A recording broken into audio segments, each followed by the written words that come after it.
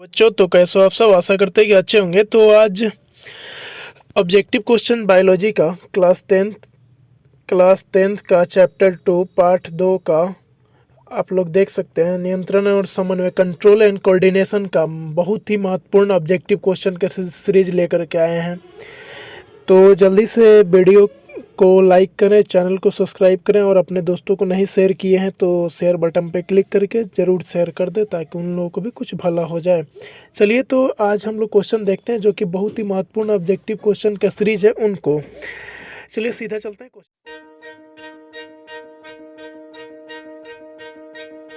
Question number 1 आपकी screen पे है। जैसा क्वेश्चन है, हार्मोन स्रावित होता है। ऑप्शन नंबर ए अंतःस्रावी ग्रंथि से, दूसरा ऑप्शन नंबर बी बहिःस्रावी ग्रंथि से, ऑप्शन नंबर सी नलिका स्रावी ग्रंथि से, ऑप्शन नंबर डी इनमें से कोई नहीं। तो हार्मोन जो स्रावित होता है आपको ऑप्शन नंबर ए यानी कि अंतःस्रावी ग्रंथियों के द्वारा स्रावित होता है। इसका जो ऑप्शन नंबर ए सही हो जाएगा। चलिए चलते हैं क्वेश्चन नंबर 2 पे। ग्वाइटर अथवा घेघा रोग किसके वजह से पनपता है? घेघा रोग यानी कि गर्दन के ग्रंथियों का फूल जाना किसकी वजह से होता है? चीनी की कमी से, आयोडीन की कमी से, रक्त की कमी से, मोटापा की कमी से। तो हम पढ़ाए हुए थे क्लास में, घेघा जो रोग होता है आयोडीन के कमी की वजह से होता है। यानी कि आयोडीन वाला युक्त नमक अगर आप लोग प्रयोग नहीं कीजिएगा तो घेघा रोग से ग्रसित हो जाइएगा। चलिए कुछ चलते हैं क्वेश्चन नंबर 3 पे। क्वेश्चन नंबर 3 आपकी स्क्रीन पे, थायरॉक्सिन का स्रावन कहाँ होता है? थायराइड से, यकृत से, वृक्क से, वृषण से। तो थायरॉक्सिन का जो स्रावन होता है थायराइड ग्रंथि के द्वारा होता है। तो ऑप्शन नंबर ए इसका बिल्कुल राइट आंसर हो जाएगा। जल्दी चलते हैं क्वेश्चन नंबर 4 पे। मानव में डायलिसिस थैली है। डायलिसिस थैली किसे बोलते हैं? नेफ्रॉन को, न्यूरॉन को, माइट्रोकॉन्ड्रिया को, इनमें से कोई नहीं। तो इसका जो डायलिसिस थैली जो होता है ऑप्शन नंबर ए नेफ्रॉन को बोला जाता है मानव में। क्वेश्चन नंबर 5 आपकी स्क्रीन पे, भोजन का पचना किस प्रकार की अभिक्रिया है? ऑप्शन नंबर ए उपचयन, ऑप्शन नंबर बी संयोजन, ऑप्शन नंबर सी अपचयन और ऑप्शन नंबर डी विस्थापन। तो भोजन का पचना किस प्रकार का अभिक्रिया है? तो इसका जो सही आंसर हो जाएगा ऑप्शन नंबर ए उपचयन क्रिया। यानी कि उपचयन जो है ना भोजन का पचना उत्तरदायी होता है। यानी ऑप्शन नंबर ए इसका सही उत्तर हो जाएगा। चलिए चलते हैं क्वेश्चन नंबर 6 पे। देखिए क्वेश्चन क्या दिया, कौन सा पदार्थ नियंत्रण फल बेचने वाले द्वारा उपयोग किया जाता है? नियंत्रक फल बेचने वाला के द्वारा कौन सा उपयोग किया जाता है? ऑप्शन नंबर ए एब्सिसिक अम्ल, option number B gibberellin, option number C ethylene, option number D auxin. तो इसका जो सही आंसर हो जाएगा आपके स्क्रीन पे ऑप्शन नंबर सी इथाइलिन जो अम्ल होता है फल बेचने के द्वारा उपयोग किया जाता है। इथाइलिन अम्ल फल बेचने के द्वारा उपयोग किया जाता है। क्वेश्चन नंबर 7 आपकी स्क्रीन पे, वह संरचना जो उद्दीपन की पहचान करती है क्या कहलाती है? ग्राही कहलाती है, प्रभावक कहलाती है या उत्तरदायित्व कहलाती है? तो आपका ऑप्शन नंबर ए सही हो जाएगा, ग्राही कहलाती है। उद्दीपक की पहचान करने वाले को ग्राही बोला जाता है। चलिए चलते हैं क्वेश्चन नंबर 8 पे। क्वेश्चन नंबर 8 आपके स्क्रीन पे, क्वेश्चन नंबर 8 आपकी स्क्रीन पे, निम्नलिखित में से कौन सा अंतःस्रावी और बाह्यस्रावी ग्रंथियां दो प्रकार की होती हैं? तो ऑप्शन नंबर ए अग्न्याशय, option number B thyroid, option number C parathyroid, option number D pituitary gland. तो कौन सा अंतःस्रावी और बाह्यस्रावी दोनों प्रकार की ग्रंथि होती है? इसका आंसर अग्न्याशय, ऑप्शन नंबर ए इसका सही आंसर हो जाएगा। अग्न्याशय जो ग्रंथि है अंतःस्रावी और बाह्यस्रावी दो प्रकार की मतलब कि एक अंतःस्रावी और बाह्यस्रावी दो प्रकार की होती है। चलिए क्वेश्चन नंबर 9 पे चलते हैं। क्वेश्चन नंबर 9 आपकी स्क्रीन पे,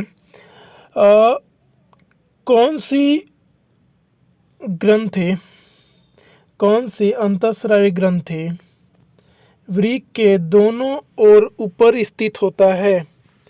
वृक्क के दोनों ओर ऊपर स्थित होने वाले कौन सी अंतःस्रावी ग्रंथि हैं? तो गोनेड्स, पिट्यूटरी, अग्न्याशय, एड्रिनल। ऑप्शन नंबर चारों में से कोई एक सही है जो कि आप लोग उत्तर अवश्य दें। तो जैसा कि आप लोग को याद होगा, हमने क्लास में बताया था एड्रिनल ग्लैंड जो होता है वो वृक्क के दोनों ऊपर की ओर स्थित होता है। चलिए क्वेश्चन नंबर 10 की ओर चलते हैं। देखिए, जीवों में ध्वनि ग्रहण करने के लिए संवेदी अंग है प्रकाशग्राही, ध्वनिग्राही, श्रवणग्राही, स्पर्शग्राही। तो इसका जो सही उत्तर हो जाएगा ऑप्शन नंबर सी, श्रवणग्राही जो है जीवों में ध्वनि ग्रहण करने के लिए संवेदी अंग होता है, श्रवणग्राही। ऑप्शन नंबर सी इसका सही उत्तर। चलिए क्वेश्चन नंबर 11 पे चलते हैं हम लोग। वृक्क के ऊपर स्थित अंतःस्रावी ग्रंथि है पीयूष ग्रंथि, पीनियल ग्रंथि, अधिवृक्क ग्रंथि, इनमें से कोई नहीं। तो वृक्क के ठीक ऊपर में जो स्थित होता है ग्रंथि उसे अधिवृक्क ग्रंथि बोलते हैं। इसको नाम से भी देख सकते हैं, अधिवृक्क ग्रंथि, यानी वृक्क के ऊपर में जो स्थित होगा उसे क्या बोलेंगे? ऑप्शन नंबर सी, अधिवृक्क ग्रंथि बोलेंगे। क्वेश्चन नंबर 13, स्किन पर अधिकतर पादप नियंत्रण उत्पन्न होते हैं बढ़ते तने के अग्रभाग पर, बढ़ती जड़ के अग्रभाग पर, क्लोम की संवहनी नलिका पर और ए और बी दोनों पर। तो देखिए, जो पादप नियंत्रण होते हैं ना, इस पे भी उत्पन्न होते हैं और इस पे भी, यानी ए और बी दोनों, इसका उत्तर जो होगा सही हो जाएगा। यानी बढ़ते तने के अग्रभाग पे उत्पन्न होते हैं और बढ़ती जड़ के अग्रभाग पे उत्पन्न होते हैं। क्वेश्चन नंबर 14 की ओर हम लोग बढ़। बीज रहित फलों के बनने को कहते हैं अनिषेक फल, निषेक, अंडपी, अग्र प्रभाविकता, इनमें से कोई नहीं। तो इसका जो सही उत्तर हो जाएगा ऑप्शन नंबर सी, अग्र प्रभाविकता। इसका जो सही आंसर हो जाएगा ऑप्शन नंबर सी, अग्र प्रभाविकता। चलिए चलते हैं क्वेश्चन नंबर 15। क्वेश्चन नंबर 15 आपकी स्क्रीन पे है। निम्नलिखित में से कौन सा हार्मोन पादप हार्मोन है? इंसुलिन तो जंतुओं का हार्मोन है, थायरॉक्सिन जंतुओं का हार्मोन है, एस्ट्रोजन जंतुओं का हार्मोन है, इसीलिए पादप हार्मोन यही वाला सही हो जाएगा। ऑप्शन नंबर डी इसका सही उत्तर हो जाएगा। तो चलिए चलते हैं क्वेश्चन नंबर 16 की ओर। इनमें से कौन फल पकाने के लिए प्रयुक्त होते हैं? Auxin, gibberellin, ethylene, cytokinin. इसका उत्तर आप लोग कमेंट में दें, लेकिन हम बता देते हैं उत्तर। ऑप्शन नंबर बी जो है, जिब्रेलिन जो हार्मोन होता है फल पकाने के लिए उपयुक्त होता है, फल पकाने के लिए उपयुक्त जिब्रेलिन होता है। ठीक है, चलिए चलते हैं क्वेश्चन नंबर 17 की ओर। क्वेश्चन नंबर 17 है, दो तंत्रिकाओं कोशिका के मध्य खाली स्थान को कहते हैं, क्या कहते हैं? दुमिका कहते हैं कि सिनेटिक दरार यानी सिनेप्स कहा जाता है, कि एक्सॉन कहते हैं, कि आवेग कहते हैं। तो इसका जो सही उत्तर होगा वो होगा सिनेप्स बोला जाता है उसको, यानी कि जो भी क्वेश्चन दरार होता है उसे सिनेप्स बोलते हैं। हिंदी में सिनेटिक दरार बोला जाता है उसको। दो तंत्रिका उत्तक के खाली बीच के खाली स्थानों को, यानी मध्य खाली स्थानों को सिनेप्स कहते हैं, यानी सिनेटिक दरार। चलिए क्वेश्चन नंबर 18 की ओर बढ़ते हैं हम लोग आगे। सवाल है कि मस्तिष्क उत्तरदायी है सोचने के लिए, हृदय स्पंदन के लिए, शरीर का संतुलन बनाने के लिए, उपरोक्त में से सभी। देखिए, मस्तिष्क होगा तो सोचने की क्रिया तो होगी ही, तो ये तो सही है। शरीर में संतुलन बनाने की क्रिया तो होगी ही, मस्तिष्क का काम ही होता है शरीर का संतुलन मतलब जितने भी हार्मोनल इनबैलेंस होता है उसको संतुलन करना। फिर हृदय के स्पंदन में भी काम करता ही है, तो इसीलिए इसका जो सही उत्तर हो जाएगा ऑप्शन नंबर डी इसका सही उत्तर हो जाएगा, उपरोक्त में से सभी। चलिए तो चलते हैं क्वेश्चन नंबर 19 की ओर। क्वेश्चन नंबर 19 आपकी स्क्रीन पे। बहुकोशिकीय जीव में निम्न में से किस प्रकार का समन्वय पाया जाता है? रासायनिक समन्वय, तंत्रिका समन्वय, उपयुक्त दोनों, इनमें से कोई नहीं। देखिए, हार्मोन जो होता है रासायनिक समन्वय होता है। तो जैसे मान लीजिए मानव के में, तो मानव में बात करेंगे। मानव एक बहुकोशिकीय जीव मान लेते हैं इनको, और होते भी हैं। तो इनमें जो होता है ये भी पाए जाते हैं और ये भी पाए जाते हैं, यानी कि उपयुक्त में से दोनों। इसका जो सही उत्तर हो जाएगा सी, उपयुक्त में से दोनों, यानी कि रासायनिक समन्वय और तंत्रिका समन्वय दोनों पाए जाते हैं। चलिए चलते हैं क्वेश्चन नंबर 20 पे। क्वेश्चन नंबर 20, तंत्रिका कोशिकाएं कितने प्रकार की होती हैं? तो ऑप्शन नंबर ए एक प्रकार की, ऑप्शन नंबर बी 2 प्रकार के, ऑप्शन नंबर सी 3 प्रकार के, ऑप्शन नंबर डी 4 प्रकार के।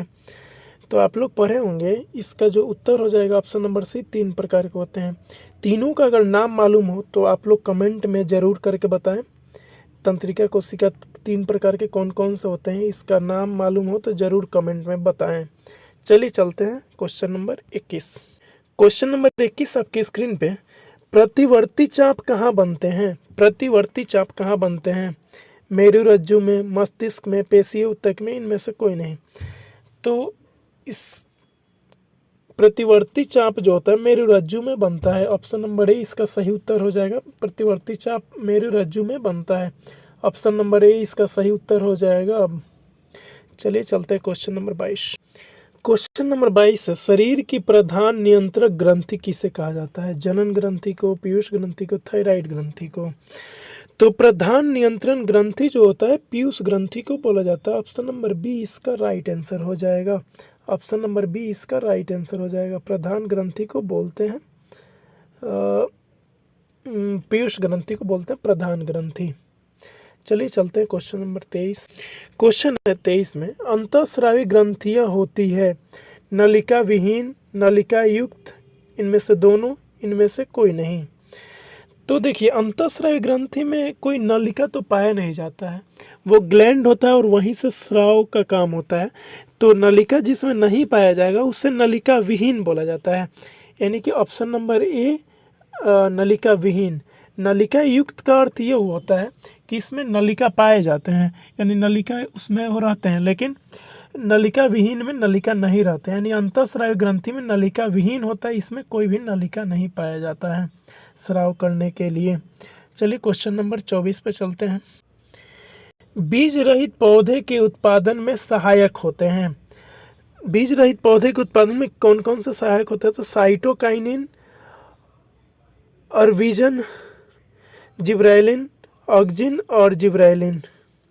यहाँ पे ऑक्जिन की जगह अगविजन हो चुका है, लेकिन ये ऑप्शन थोड़ा सा ध्यान दीजिए, ये क है। ठीक, सही उत्तर हो जाएगा आपका ऑप्शन नंबर डी सही उत्तर हो जाएंगे। यही जो होते हैं बीज रहित पौधे के लिए उत्तरदायी होते हैं, यानी दोनों ऑक्जिन और जिब्रेलिन दोनों सहायक होते हैं। चलिए क्वेश्चन नंबर 25। चलिए क्वेश्चन नंबर 25 आपकी स्क्रीन पे, तो थायराइड ग्रंथि की अल्पक्रियता के कारण कौन सा रोग उत्पन्न होता है? थायराइड ग्रंथि के अल्पक्रियता की वजह से कौन सा रोग उत्पन्न होता है? और टू अमंता और टू अल्पक्रियता मिक्सडिसिमा। तो इसका जो मिक्सडिसिमा, इसका जो सही उत्तर हो जाएगा आपका, ये सभी होते हैं। यानी कि थायराइड ग्रंथि बहुत कम क्रियाशील हो तो ये सारे जो रोग होंगे शरीर में उत्पन्न हो जाएंगे। तो इसका जो सही उत्तर हो जाएगा आपका ऑप्शन नंबर डी सही उत्तर हो जाएगा। चलिए बढ़ते हैं क्वेश्चन नंबर 26। क्वेश्चन नंबर 26, अग्न्याशय द्वारा निम्नलिखित में से कौन सा हार्मोन स्रावित होता है? तो अग्न्याशय के द्वारा तो इंसुलिन भी स्रावित होता है, और भी कोई एक हार्मोन होता है जो स्रावित होता है, यानी ग्लूकागॉन भी स्रावित होता है। यानी ऑप्शन नंबर सी इसका सही उत्तर हो जाएगा। ये दोनों हार्मोन जो होते हैं शरीर के अग्न्याशय के द्वारा स्रावित होते हैं, तो ये दोनों उत्तर सही हो जाएंगे। तो अभी तक आप हमारे चैनल को सब्सक्राइब नहीं किए हैं तो सब्सक्राइब कर लें ऐसा वीडियो पाने के लिए, और अपने दोस्तों के साथ शेयर कर दो यार, बहुत मेहनत लगता है वीडियो बनाने में। पत्तियों का मुरझाना किस पादप हार्मोन के कारण संभव हो पाता है? जिब्रेलिन के द्वारा, साइटोकाइनिन, एब्सिसिक अम्ल। सभी सही हैं, सभी तो सही नहीं है। जिब्रेलिन के द्वारा होता नहीं है, साइटोकाइनिन के द्वारा होता नहीं। इसका जो सही उत्तर हो जाएगा आपका ऑप्शन नंबर सी सही उत्तर हो जाएगा। एब्सिसिक अम्ल के वजह से क्या होता है ना कि पौधे की जो पत्तियां होती हैं वो मुरझाने लगते हैं। पौधे की पत्तियां मुरझाने लगते हैं किस अम्ल के कारण? तो एब्सिसिक अम्ल के कारण से। स्रावित होने वाले हार्मोन का समय और मात्रा, स्रावित होने वाले हार्मोन का समय और मात्रा किस क्रियाविधि द्वारा नियंत्रण की जाती है? स्रावित होने वाले हार्मोन का समय और मात्रा किस क्रियाविधि द्वारा नियंत्रण की जाती है? श्रवण के द्वारा, परिशुद्धिकरण के द्वारा, परिशुद्धिकरण के द्वारा। तो इसका जो है सही उत्तर होगा आपका ऑप्शन नंबर डी, पुनः भर्जन के द्वारा जो होता है ना वो सही तरीके से मतलब कि ये नियंत्रण की जाती है। चलिए क्वेश्चन नंबर 29 की ओर बढ़ते हैं हम लोग। क्वेश्चन नंबर 29 आपकी स्क्रीन पे, जड़ का अधोगामी वृद्धि होता है प्रकाश अनुवर्तन की वजह से गुरुत्वाकर्षण की वजह से। देखिए तो जड़ का जो वृद्धि होता है गुरुत्वाकर्षण की वृद्धि होता है, लेकिन प्रकाश अनुवर्तन के द्वारा क्या होता है आप कमेंट में जरूर बताएं, प्रकाश अनुवर्तन के द्वारा किस चीज़ की वृद्धि होती है। क्वेश्चन नंबर 30, पॉन्स मेडुला और अनुमस्तिष्क किसके हिस्सा है? अग्र मस्तिष्क के हिस्सा है, मध्य मस्तिष्क के हिस्सा है, पश्च मस्तिष्क के हिस्सा है या प्रमस्तिष्क के हिस्सा है? तो इसका जो सही उत्तर हो जाएगा आपका ऑप्शन नंबर सी, पश्च मस्तिष्क के हिस्सा है। चलिए तो आज के लिए इतना ही छोड़ देते हैं, मिलते हैं कोई अगले और अच्छे वीडियो में। तो तब तक के लिए बने रहें, हमारे चैनल को सब्सक्राइब करें। धन्यवाद।